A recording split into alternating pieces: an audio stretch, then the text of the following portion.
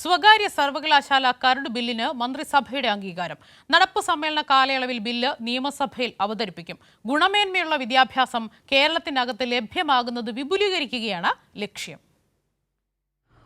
ഉന്നത വിദ്യാഭ്യാസത്തിനായി കേരളത്തിനകത്തു നിന്നും കുട്ടികൾ പുറത്തേക്ക് പോകുന്നു എന്നത് ചർച്ചയാകുന്ന ഘട്ടത്തിൽ കൂടിയാണ് സംസ്ഥാന സർക്കാർ സ്വകാര്യ സർവകലാശാല കരട് ബില്ലിന് അംഗീകാരം നൽകിയത്.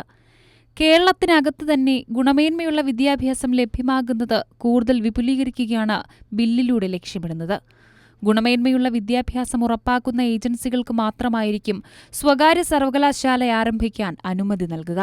സൗകര്യങ്ങൾ സാധാരണക്കാരായ കുട്ടികൾക്ക് കൂടി ലഭ്യമാകുന്നുണ്ട് എന്നത് ബില്ല് ഉറപ്പാക്കും. സംവരണം ഉൾപ്പെടെയുള്ളവയും ഉറപ്പാക്കും. സ്വകാര്യ സർവകലാശാലയ്ക്കായി അപേക്ഷിക്കുന്നവരുടെ പരിശോധന സർക്കാർ നിയോഗിച്ച കമ്മിറ്റി നടത്തും. കമ്മിറ്റി ശുപാർശ ചെയ്യുന്നവർക്ക് മാത്രമാകും സർക്കാരിന്റെ ആദ്യഘട്ട അനുമതി ലഭിക്കുക. തുടർന്ന് ഷെഡ്യൂൾ ഭേദഗതിക്കായി നിയമസഭയിൽ അവതരിപ്പിക്കും. നിയമസഭയുടെ അംഗീകാരത്തോടെ മാത്രമാകും സ്വകാര്യ സർവകലാശാലയ്ക്ക് പ്രവർത്തിക്കാൻ അന്തിമ അനുമതി ലഭിക്കുക. ഇതിലൂടെ സ്വകാര്യ സർവകലാശാലകളുടെ പ്രവർത്തനം സുതാര്യമാക്കുക കൂടിയാണ് സർക്കാർ ലക്ഷ്യമിടുന്നത്. കൈരളി ന്യൂസ്, തിരുവനന്തപുരം.